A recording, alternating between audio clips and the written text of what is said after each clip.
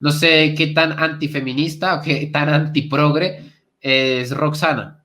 No sé. Yo escucho esto y se lo puedo escuchar a cualquier feminista sin lugar a dudas. No creo que Laje esté en lo cierto. ¿Por qué? Porque no solemos llamar agresión a lo que se hace a entidades no sintientes. La adquisición... Les confieso que la primera vez que vi este video llegué hasta el minuto 5:32, que es precisamente hasta ahora. Ojito, porque si usted tiene a un familiar suyo que tiene algún problema en el sistema nervioso central, para Roxana, ya su familiar no tendría la misma cantidad de derechos.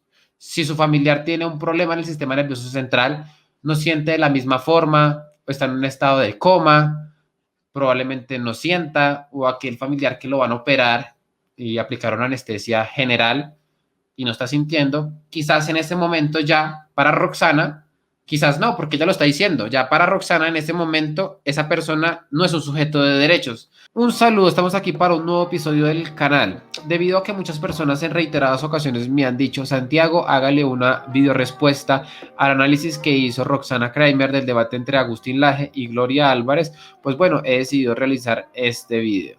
Ahora bien, también me he topado con muchas personas que dicen que el verdadero debate debería ser entre Roxana Kramer y Agustín Laje. Yo al ver esto, pues dije, Dios santo, probablemente esta señora tenga unos argumentos de peso que ni siquiera Agustín Laje los pueda debatir. Pensé yo, ¿no? ¿Cuál fue la sorpresa al empezar a ver dicho video? Pues que no es nada, pero nada que no hayamos escuchado antes o que no le hayamos escuchado a un progre vegano, a un progre liberal, a un progre, bueno, de ese estilo modernista, postmodernista, etcétera, etcétera, etcétera. Así que sin más dilaciones voy a empezar a mostrarles todo el video, voy a reaccionar a las partes que considero más importantes y pues vamos para adelante. Bueno, en pantalla aquí está el video de esta señora. Vamos a empezar a comentarlo desde el minuto 1 hasta donde podamos, porque en serio, esto es pura verborrea liberal, sin lugar a dudas, y ya vamos a empezar a hablar a profundidad de cada uno pues de este mensaje, ¿no? Cada punto que ya nos da a conocer a través de su mensaje, ¿no?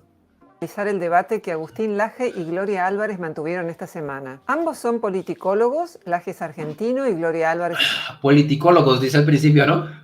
es guatemalteca. El tema era si los libertarios pueden o no estar en favor de la despenalización del aborto. Laje cree que no. Ahora bien, vale la pena aclarar que yo nunca había visto un video de esta señora, nunca, jamás de los jamases, y me he dado cuenta que supuestamente le tira muchísimo al feminismo. Vamos a entrar a ver más adelante cómo ella no es diferente a cualquier feminista progre, sino que evidentemente maneja y defiende precisamente muchos de sus postulados. Álvarez cree que sí. Mi examen de este debate tendrá dos niveles. Por un lado, la forma en que debatieron, en el nivel de la comunicación y en términos de lógica informal, es decir, cómo argumentan. Lo hago porque uno de los propósitos de este canal es mostrar cómo existe la posibilidad de un juego limpio en el debate. A mi modo de ver, ese juego limpio en este debate no existió. Fue un ejemplo de todo lo que no debe hacerse en un debate. Vamos a oír partes y probablemente resulte difícil de seguir para muchos e incluso molesto. Pero si uno quiere pulir las herramientas de la argumentación, me parece importante verlas en la práctica. Y cuantos más errores se cometen, más ejemplos tenemos de lo que hay que evitar. Aclaro que yo no me considero perfecta en el arte de debatir, nadie lo es, pero todos deberíamos buscar la forma de mejorar nuestros diálogos. El segundo nivel de mi análisis tendrá que ver con la interrupción voluntaria del embarazo. Esto es bastante interesante, ¿no? Cómo ella utiliza estos mismos términos feministas para referirse al aborto, ¿no? A acabar con una vida, ¿no? A terminarla. La interrupción voluntaria del embarazo. Repitamos. El segundo nivel de mi análisis tendrá que ver con la interrupción voluntaria del embarazo. Ahí lo tienen, ahí lo tienen. No sé qué tan antifeminista o qué tan antiprogre es Roxana. No sé. Yo escucho esto y se lo puedo escuchar a cualquier feminista sin lugar a dudas. Solamente lo digo, ¿no? Porque hay muchas personas que dicen que esta señora pues critica el feminismo, es una antifeminista, pero con lo que yo me topo hasta este momento me di cuenta que para nada, que ni de chiste, ni de locos.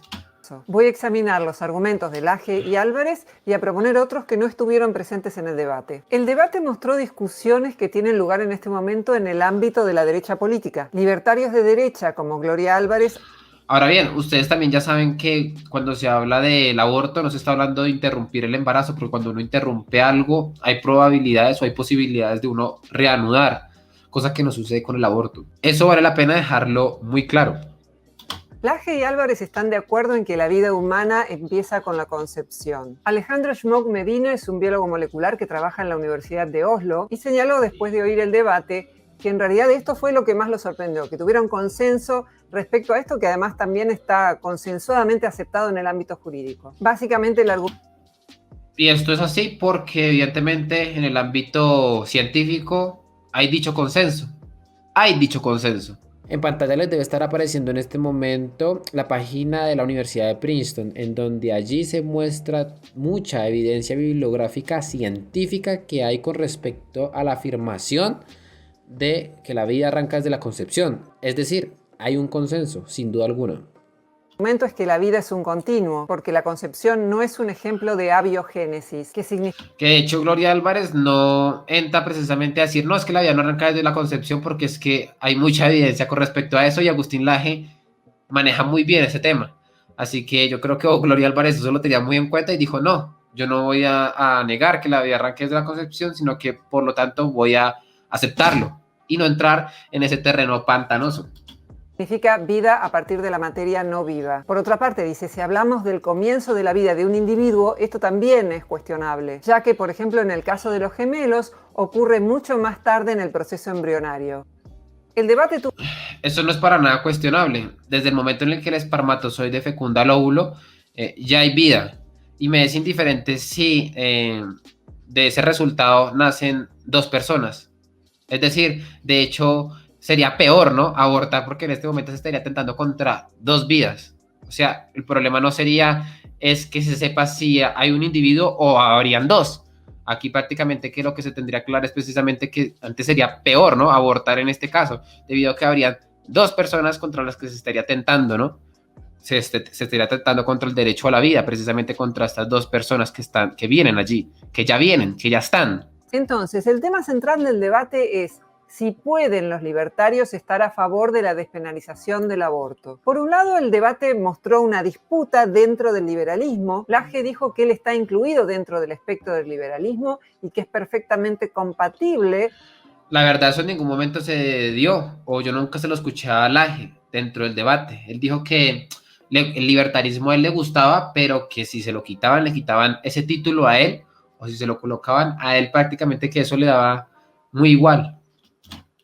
Ser parte del liberalismo y estar en contra de la despenalización del aborto. Álvarez dice que eso no es posible porque eso es propio de conservadores. Para ser más específica, Álvarez dice que el 71% de los libertarios están en favor de la despenalización del aborto y solo un 29% es pro vida. Uso este término porque es el que utilizan ellos, aunque podría cuestionarlo. Pero señala que incluso este pequeño porcentaje... probablemente salga ella con el mismo argumento de Dallas, ¿no? Que los providas no estamos a favor de todas las vidas, porque, bueno, tenemos que estar a favor de la vida de la gallina, de la vaca, del cerdo, etcétera, etcétera, etcétera. Así que, en definitiva, no podemos ser providas porque si somos providas tenemos que estar a favor de todo tipo de vida. Más o menos le he escuchado este tipo de argumentos a personajes como Dallas. Así que ahí dejo, y de hecho tengo un video hablando de eso mismo. No suele tener los prejuicios que sí tiene Laje respecto a la población LGBT, a la... Pero bueno, no sé si ella lo vaya a argumentar por ese lado. Esperaría que no, esperaría que su nivel argumental sea muy superior a eso. Pero viendo esto que vamos a seguir viendo aquí en adelante, pareciera que vaya en ese mismo sentido. Sexualidad, a la prostitución y otra serie de temas que trajo a cuento. Por ejemplo, Álvarez dijo que dentro de este grupo minoritario aceptan adoptar en hogares monoparentales, algo que Laje no aceptaría. Vamos a ver el video y a comentar algunos fragmentos mientras se desarrolla. Bueno, adelanto porque creo que esto no aporta muchísimo. Ser humano inocente, importante, es más bien randiana. Bueno, Ayn Rand, toda su ética del egoísmo, titulado La ética objetivista es: ningún hombre tiene el derecho de iniciar el uso de la fuerza física contra otro. Eso es el principio de la no agresión, el NAP, que estaba defendiendo Agustín Laje. La pregunta por la despenalización del aborto y si los libertarios pueden o no estar a favor de ella depende de una pregunta previa, que es cuándo empieza a existir ese ser humano al cual hay que proteger de la agresión de los demás. Repasemos el principal argumento del AGE. Dice que es una contradicción adherir al principio libertario de no agresión y estar en favor de la despenalización del aborto, puesto que la vida humana comienza con la concepción. Este punto de partida, que la vida humana comienza con la concepción, como decíamos, lo comparten ambos. Es decir, que el AGE presenta un argumento ético y por el otro lado la acusa a ella de falta de consistencia. No creo que el AGE esté en lo cierto. ¿Por qué? Porque no solemos llamar agresión a lo que se hace a entidades no sintientes. La adquisición... Les confieso que la primera vez que vi este video llegué hasta el minuto 5:32, que es precisamente hasta ahora. ¿Por qué? Porque esto me pareció ya el colmo, ¿no? El colmo que bueno, que este tipo de señoras que tiene, no digo cuántos suscriptores, 175,000 suscriptores, bueno, salga a defender este tipo de cuestiones, ¿no? Es decir, el sujeto es un sujeto de derechos, la persona es un sujeto de derechos si es una entidad sintiente. Repitamos lo que ya dijo. ¿Por qué? Porque no solemos llamar agresión a lo que se hace a entidades no sintientes. Lo que se hace, no solemos llamar, ojito, no solemos porque ya, aquí ya parte precisamente de lo que se llama o lo que se suele decir, ¿sí? Con respecto a un hábito, ¿sí? Es decir, de lo que la mayoría de las personas pueden decir. Se supone que ya está argumentando, ¿no? Pero aquí se está refiriendo a lo que algunas personas habitualmente dicen con respecto a eso. Como por ejemplo, ya aquí viene a hablar de la agresión. Ahora bien, lo peor de todo es lo que sigue, que es supuestamente que nos llamamos agresión a aquellos entes que no sienten. Ojito, porque si usted tiene a un familiar suyo que tiene algún problema en el sistema nervioso central, para Roxana, ya su familiar no tendría la misma cantidad de derechos.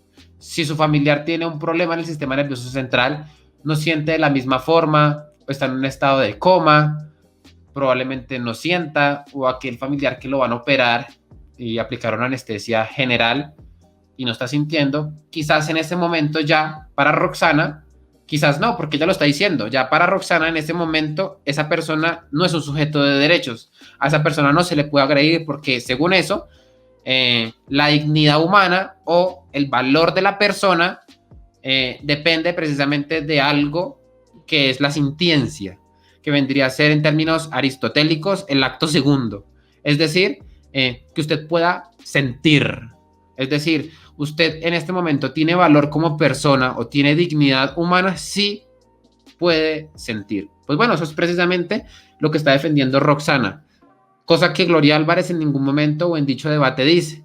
Ella intenta aquí mostrarse como de forma imparcial o como de forma superior precisamente a cómo debió haberse defendido dicha postura. No solemos, ojito porque aquí ya parte de una opinión general, de un hábito general de las personas a referirse a este tipo de cuestiones. Ahora bien, durante toda la historia esto no es así. Es decir, nosotros le adjudicamos derecho a las personas porque las personas pertenecen a la especie humana. Le adjudicamos derechos humanos a aquellas personas porque pertenecen a la especie humana. No se lo adjudicamos porque o esta persona razone, no se lo adjudicamos porque esta persona sienta, no se lo adjudicamos porque esta persona se comunique. No, esta persona se comunica, o esta persona siente, o esta persona razona, o elige, porque es persona, no al revés. Esta persona no es persona porque piensa, o esta persona no es persona porque siente, porque razona, porque escoge, bueno, todo ese tipo de cuestiones. Ella está intentando dar el valor objetivo a las personas dependiendo a su acto segundo y no a su naturaleza en sí, a su acto primero. Esto es un completo error y la mayoría de las personas que en este momento vean mi video deberían poder entender precisamente esto. Una persona se le adjudica derechos o es sujeto de derechos porque pertenece a la especie humana, es sujeto de derechos, no porque razone, no porque sienta, etcétera, etcétera, etcétera. ¿Por qué? Porque estas son ya funcionamientos, características de la especie humana. Eso vale la pena aclarar. Yo por eso llegué hasta aquí. Yo dije, no puedo creer que este tipo de personas, esta señora, que no sé qué tipo de carrera tendrá, qué tipo de profesión tendrá, pues bueno, llegué a una conclusión como esta. La verdad es que me deja bastante sorprendido, ¿no? Yo cuando escuché eso, mi cabeza explotó. Mi cabeza explotó porque esto no es así. Yo creo que durante muchísimo tiempo, y de hecho no es que creas, que evidentemente fue así, cuando una persona no podía pensar porque sufría, no sé, de alguna enfermedad y demás, ya no por eso era un sujeto al que se le podía agredir sus derechos, se le podía agredir, o si pensaba o sentía o no sentía, no. Eran sujetos de derechos porque eran personas, porque pertenecían a la especie humana, y paré de contar. Es bastante gracioso, ¿no? Porque normalmente cuando se suele hablar del sensocentrismo o se empiezan a utilizar argumentos sensocentristas, se termina a recaer ya a defender entes que sienten. Entonces ya aquí no se limita únicamente a las personas, sino que intenta ya volver sujeto de derechos también a los animales porque sienten, ¿sí? Porque tienen sistema nervioso central. Entonces, por eso hablaba anteriormente y me refería a Dallas y me refería a que probablemente Roxana criticaba lo de derecho, lo de provida, porque probablemente si uno es provida debería defender todo tipo de vida. Ahora bien, cuando ella empieza a hablar precisamente de este argumento sensocentrista, que es genuinamente utilitarista, pues normalmente se me viene a la cabeza a todos este tipo de veganos y de personas que intentan otorgarle derechos a los animales porque sienten, ¿sí? Creo yo y espero que Roxana no recaiga hasta esta versión más radical, ¿no? Porque de hecho, esta visión antiespecista, es decir, en la que se le intenta otorgar a los animales derechos, a la vez que se intenta menospreciar también la vida humana, por creerse supuestamente superior a los demás seres humanos, terminarían en su forma más radical defendiendo, no sé, un futuro así distópico en donde lo ideal sería la existencia únicamente de ballenas, de plancton, y pare de contar, es decir, un plancton que no tiene sistema nervioso central y una ballena que se alimenta de plancton, es decir, ese sería para ella y para ese tipo de personas que defienden esos argumentos sensocentristas lo ideal, acabando precisamente con toda la raza humana. Muy bien decía Chesterton, ¿no? Allí donde hay sacrificio humano, aborto, hay adoración animal. Pareciera que Roxana Kramer defendiera esta posición, ¿no? Aunque creo que en todo el video no llega a hablar sobre veganismo, sobre animales, nada por el estilo. Pero no sería para nada raro que lo defendiera. Y de hecho, no he realizado más investigación con respecto a esa posición de Roxana. Pero ya tengo un video criticando dicha postura con respecto a un video que realizó Dallas Review. Así que bueno, esto espero quede muy claro, porque como les digo, una persona no tiene derechos porque piense, una persona no tiene derechos porque elige, una persona no tiene derechos porque razona, una persona tiene derechos porque pertenece a el género humano.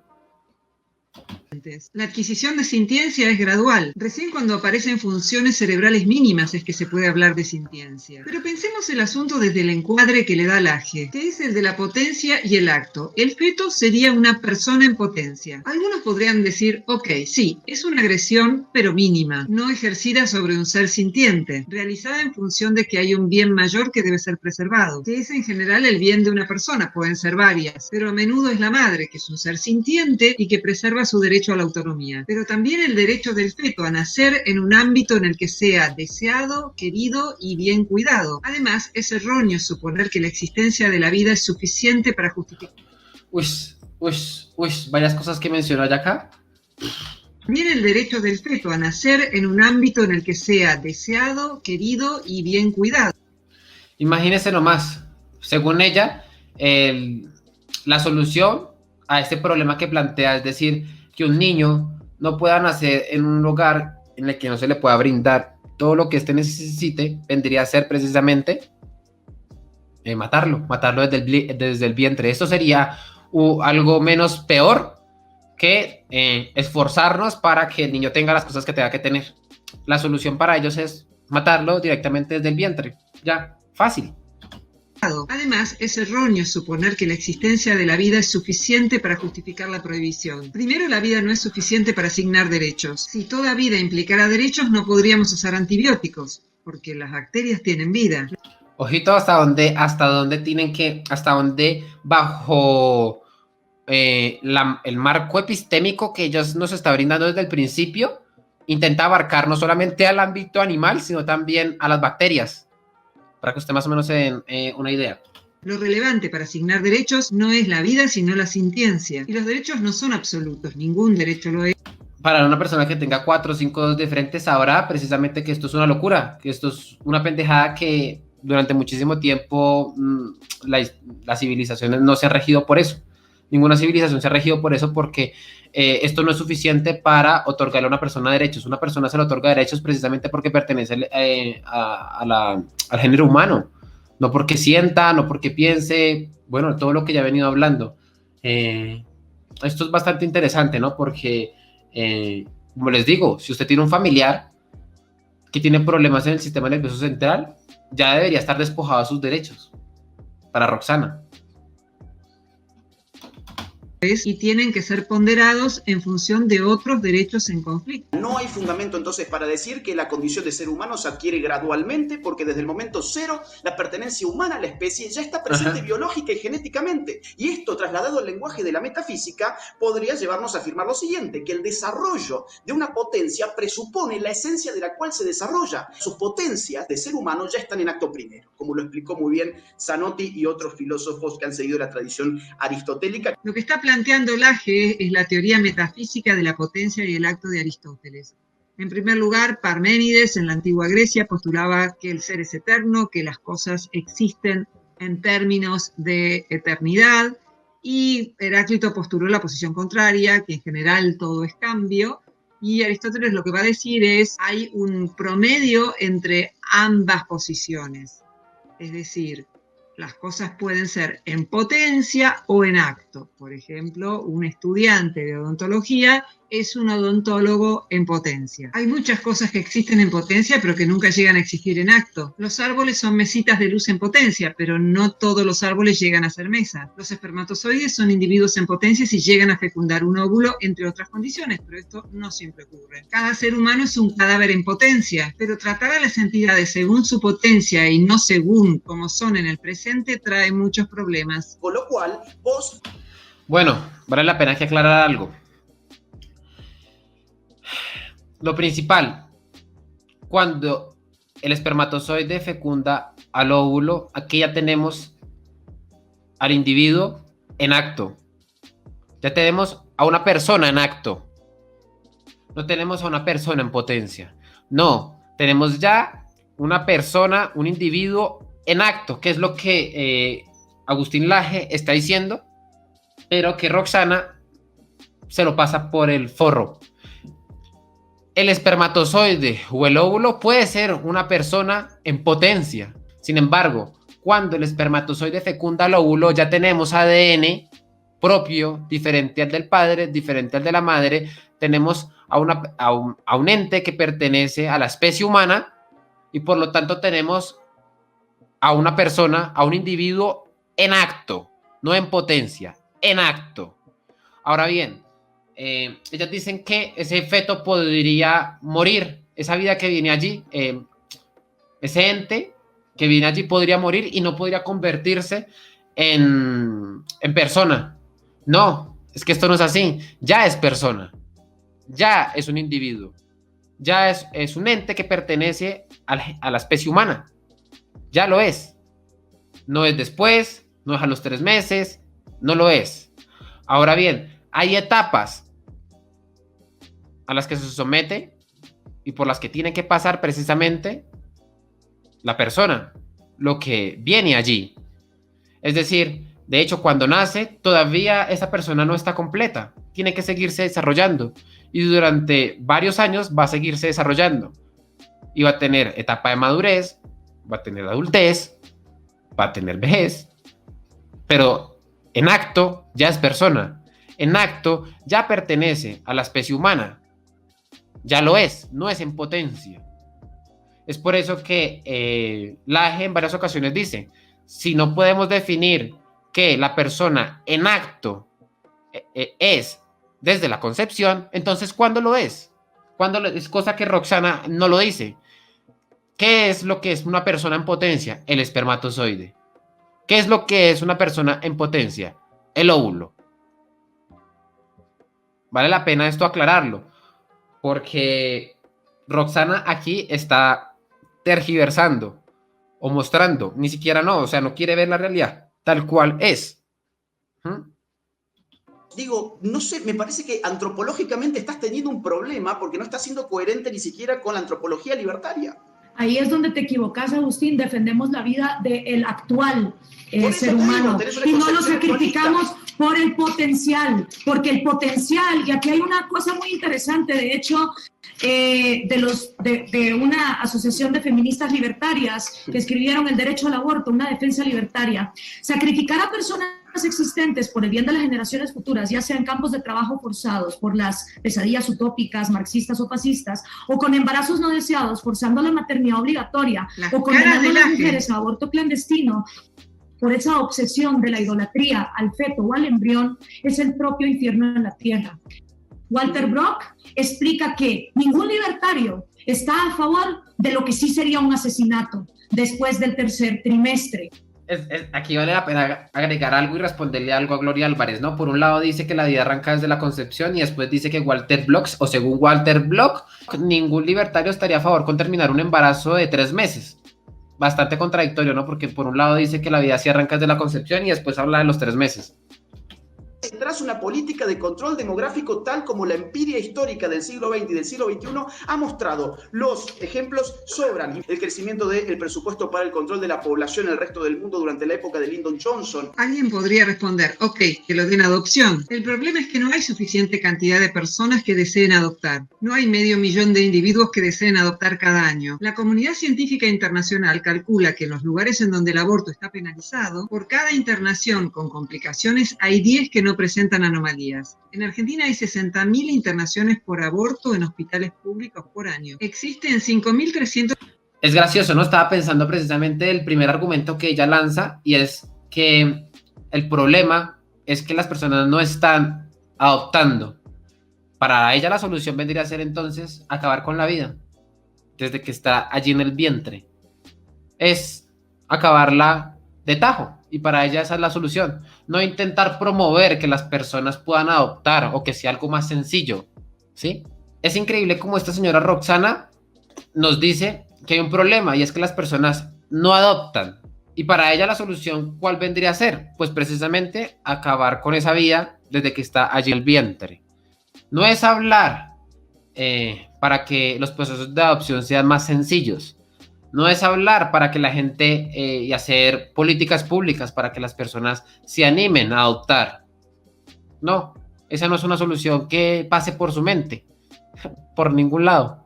Para ella la solución es acabar con esa vida directamente allí en el vientre.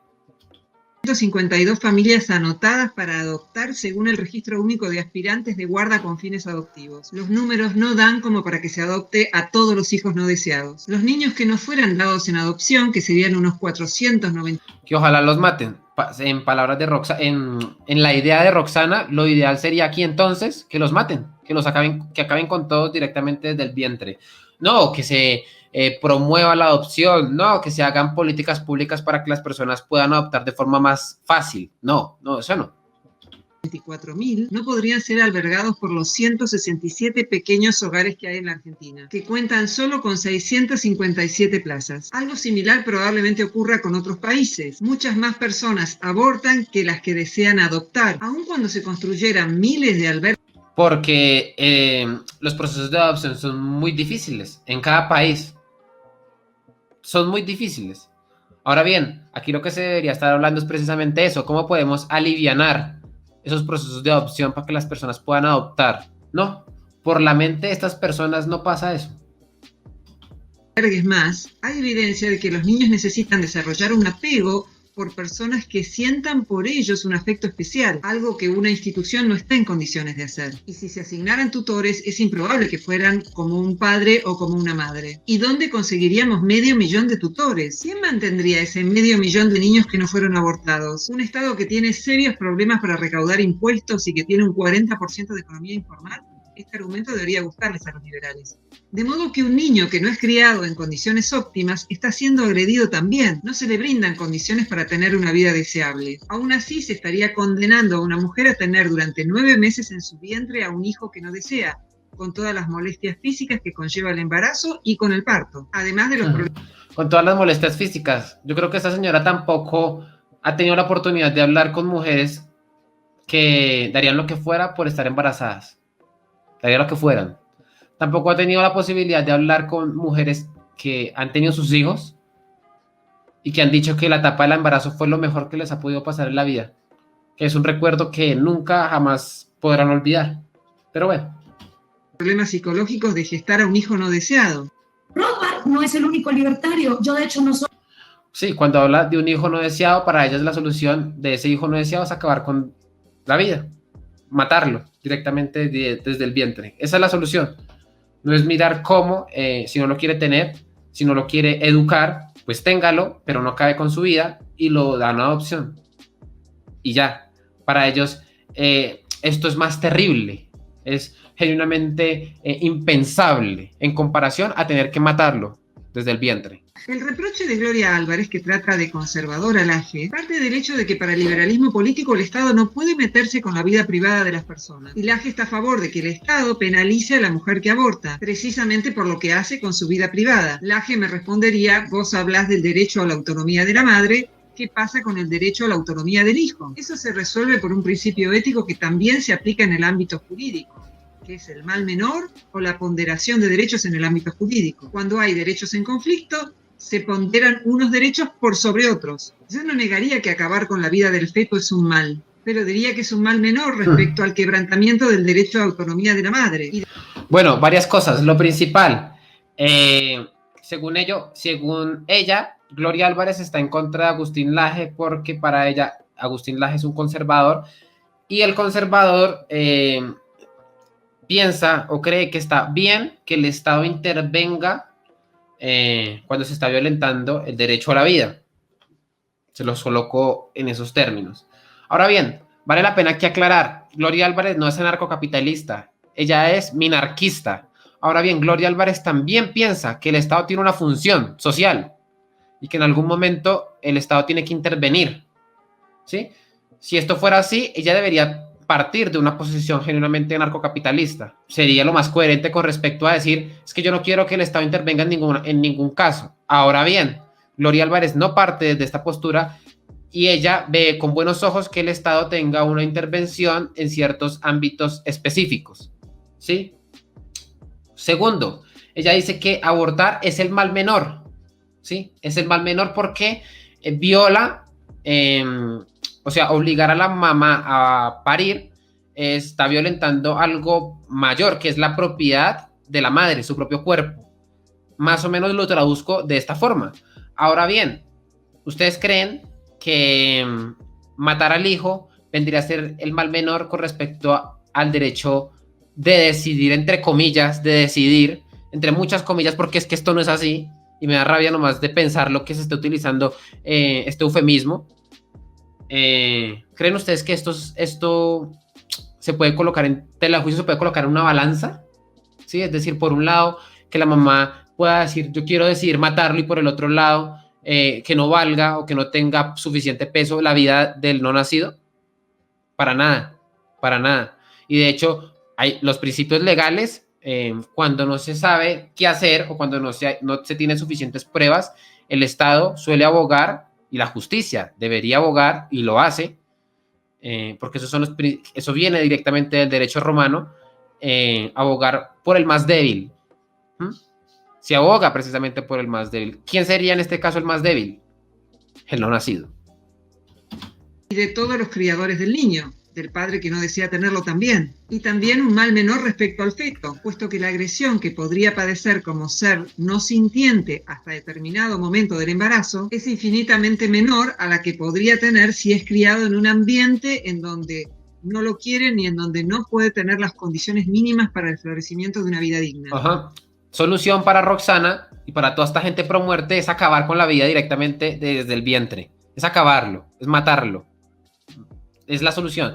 No que se puedan crear políticas públicas para favorecer esto. No que se pueda mirar la forma de crear organizaciones o que algunas organizaciones sin ánimo de lucro o las iglesias, las religiones puedan encargarse de estas personas que no tienen un hogar o no tienen una familia estable. No, esto no pasa por la mente de ella. No, eso que no pase por la mente. Para ella la solución es acabarlo directamente, matándolo.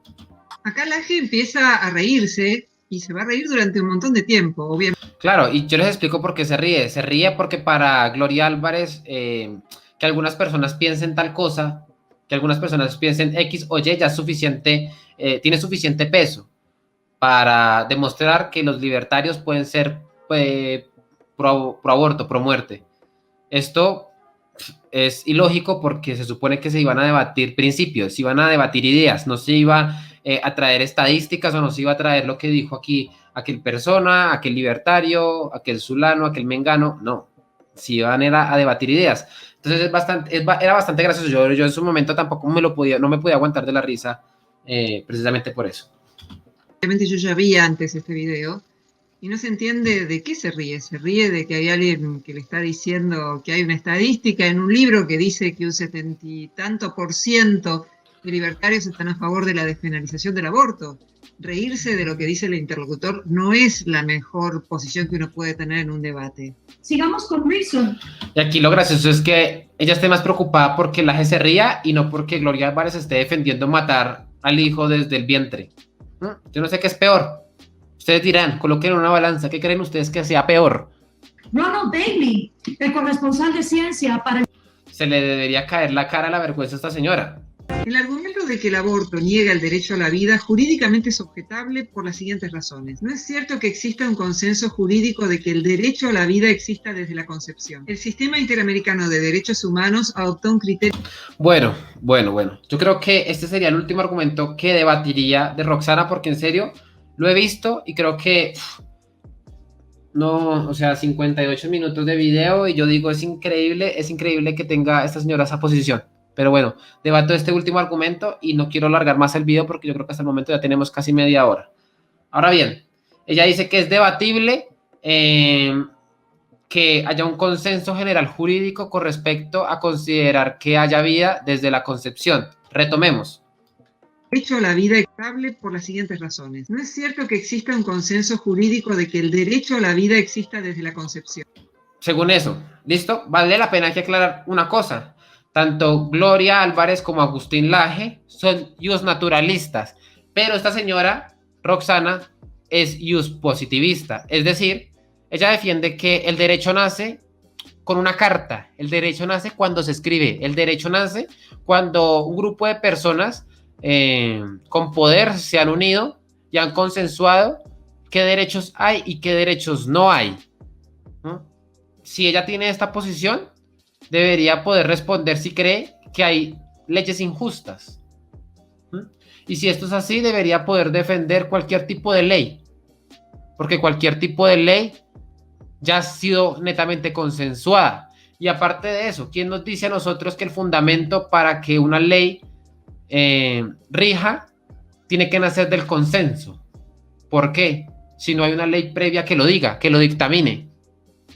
Son cosas que evidentemente desde una posición just positivista como la que maneja ella y como la que manejan casi la mayoría de los socioliberales y sociodemócratas, para aquí mis amigos liberales que me están escuchando, yo no soy liberal, pues deberían poder identificar que esto no se ajusta con sus principios, para nada, no se ajusta con sus principios, porque para ella es que la ley y el derecho nace porque un grupo de personas con poder se han juntado y pues han hecho una carta y han dictaminado qué cosas son derechos y qué cosas no son derechos. Pare de contar. Pero si esto es así, como les digo, no habría leyes injustas. Eso, la realidad debería quedar muy claro para todas las personas que me escuchan en este momento. Ahora, tanto para Laje como para Gloria, esto no es así. Evidentemente sí que hay leyes injustas porque hay una ley natural, que esa es la posición iusnaturalista. Esa es la posición que en teoría los liberales se supone defienden. Se supone. Ahora bien, de hecho Jesús Huerta de Soto en varias ocasiones dice que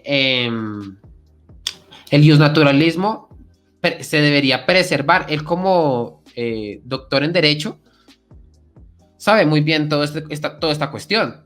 Y es decir, la ley natural debería primar sobre la ley positiva. La ley positiva lo único que hace es ya reconocer que las personas tenemos derechos. Lastimosamente, de entornos liberales esto se ha también tergiversado.